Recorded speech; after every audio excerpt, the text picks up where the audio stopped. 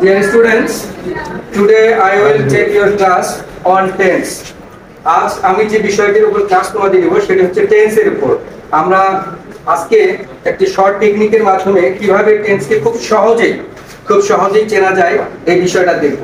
সাধারণত গণিতে তোমরা এই যে আমি বোর্ডের মধ্যে তোমাদের দেখাই যেটা আমি কি এঁকেছি, এটা কি রেখা, এটা কি রেখা।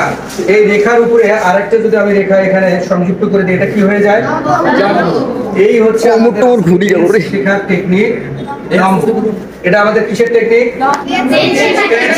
টেকনিক। টেন্স শেখার টেকনিকটা কি? টেন্স শেখার টেকনিকটা কি? লম্ব। টেন্স শেখার টেকনিকটা হচ্ছে লম্ব। ওকে, অর্থাৎ এটাকে আমরা ক্লু বলতেছি, ক্লু অফ টেন্স। এই ক্লু দিয়ে লম্ব দিয়ে আমরা টেন্স শিখবো কিভাবে একটু দেখো। টেন্স প্রধানত কয় প্রকার? তিন প্রকার। কি কি বলো তো একটু? পাস্ট, ফিউচারটাকে আমরা আগে নিয়ে আসবো, ঠিক আছে? এরপরে আমরা নিয়ে আসবো প্রেজেন্ট, এইটাকে আমরা নিয়ে আসবো। Past, future, present. অর্থাৎ এই যে লম্ব আছে না, লম্বর আমরা ধরবো লম, এই লম ধরবো পাস্ট। লম কি ধরবো? লম কি ধরবো? লম। ওকে, আর হচ্ছে ব। এরপরে কি থাকে? এরপরে কি থাকে? ব। এই বটা হচ্ছে কি? ব, ফিউচার। আচ্ছা, আমার সাথে তাহলে একটু তোমরা রিপিট করো।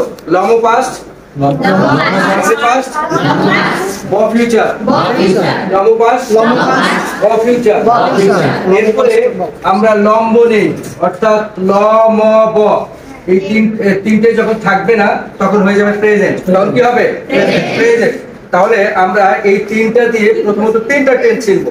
প্রেজেন্ট লম্ব না থাকলে, ফিউচার ব হলে, আর হচ্ছে তোমার লম্ব থাকলে পাস্ট। তাহলে আমরা এবার বলি তো, লম্ব পাস্ট, ব ফিউচার, লম্ব নেই প্রেজেন্ট। লম্ব পাস্ট, ব ফিউচার, লম্ব নেই প্রেজেন্ট। ফিউচার, লম্ব নেই প্রেজেন্ট। ক্রিয়ার শেষে যদি লম পাই, আমি গেলাম, আমি খেলাম, আমি পড়লাম, আমি বললাম, কি আছে? লম আছে না? লম থাকলে কি হয়? লম থাকলে কি হয়? এরপরে ব যদি পাওয়া যায়, আমি যাবো, আমি খাবো, আমি বলবো, আমি লিখবো, আমি বলবো, ব থাকলে কি হয়? ফিউচার। তাহলে লম, ব, এরপরে লম্ব নেই, আমি যাই, যাইয়ের মধ্যে কি লম্ব আছে? আমি যাই, আমি পড়ি, আমি লিখি, এই যে এর মধ্যে লম ব নেই, তাহলে এটা কি হবে? লম্ব না থাকলে আরেকটা রিপিট করি। লম, ব, লম্ব নেই, লম্ব নেই, লম, ব, লম্ব নেই।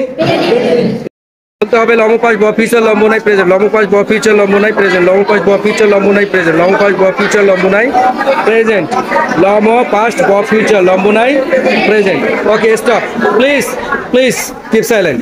ওকে, এবার আমি আগে বলবো, আমাকে তোমরা ফলো করবে, ঠিক আছে? লম, লম, লম, লম, ব, ব, আ, আ, তে, তে, লম আছে যেখানে, লম আছে যেখানে, ব আছে যেখানে, লম্ব নাই যেখানে, প্রেজেন্ট আছে সেখানে, আ আছে যেখানে, আ আছে যেখানে, আ আছে যেখানে, তে আছে যেখানে। তাহলে লম্ব দিয়ে আমরা কি চিনলাম বলো তো? লম্ব দিয়ে আমরা কি চিনলাম? টেন্স চিনলাম। অর্থাৎ লম্ব দিয়ে আমরা প্রথম যে মূল যেটা তিনটা, সেটা প্রেজেন্ট, পাস্ট এবং ফিউচার, এই তিনটা টেন্স আমরা চিনলাম, তাই না? এরপরে বাকি আ দিয়ে পারফেক্ট, যতগুলো পারফেক্ট আছে, আর তে দিয়ে কি শিখলাম? কন্টিনিউয়াস।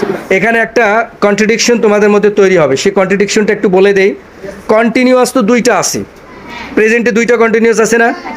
বলো তো কি কি? একটা present continuous, present perfect continuous. এই দুইটাতে তে থাকবে, দুইটাতে কি থাকবে? একটাতে সময় উল্লেখ থাকবে, যেটাতে সময় উল্লেখ থাকবে, তে প্লাস সময় উল্লেখ থাকবে, সেটা প্রেজেন্ট পারফেক্ট কন্টিনিউয়াস। কি বলো তো সেটা কি? প্রেজেন্ট পারফেক্ট কন্টিনিউয়াস, ঠিক আছে? আর যেটাতে সময় থাকবে না, তে থাকবে, সেটা কোন টেন্স হবে? Present continuous. আমি একটা বাংলা সেন্টেন্স বলি, আচ্ছা, আমি লিখতেছি, এটা কোন টেন্স? Present continuous. আমি 1 ঘন্টা ধরে লিখতেছি। এবার ক্লিয়ার? 1 ঘন্টা ধরে, এই যে সময় উল্লেখ আছে, আবার তেসি আছে, এইটা হচ্ছে প্রেজেন্ট পারফেক্ট কন্টিনিউয়াস। আর যেটাতে সময় থাকবে না, মাত্র তে থাকবে, সেটা কি? Present continuous. ক্লিয়ার? আর কোনো সমস্যা আছে? খুব সহজে আইডেন্টিফাই করা যাবে তো নাকি? Okay, thank you.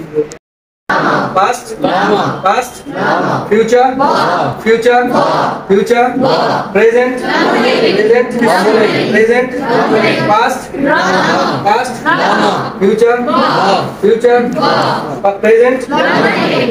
এবার আমরা বলবো লমো আছে যেখানে, পাস্ট আছে সেখানে, আমরা আছি সেখানে না।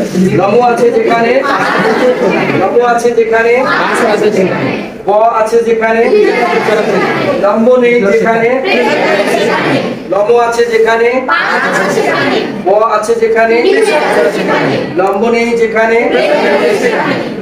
লম্ব পাস্ট ব ফিউচার, লম্ব নেই প্রেজেন্ট। বলো তো, এরকম দ্রুত বলতে হবে। লম্ব পাস্ট ব ফিউচার, লম্ব নেই প্রেজেন্ট, লম্ব পাস্ট ব ফিউচার, লম্ব নেই।